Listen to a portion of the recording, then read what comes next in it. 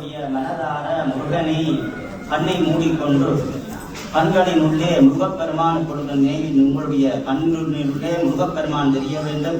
கண்களை மூடினால்தான் உங்களுடைய புலன்கள் அடங்கும்.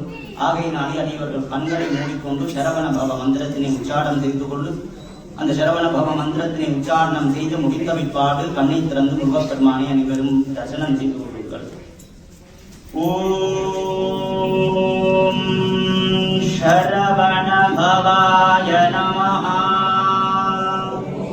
ஓம் சரவண பவாய நமஹ. ஓம் சரவண பவாய நமஹ. ஓம் சரவண பவாய நமஹ.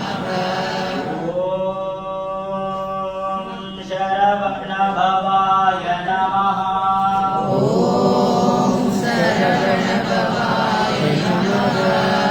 ஓம் சரவண பவாய நமஹ.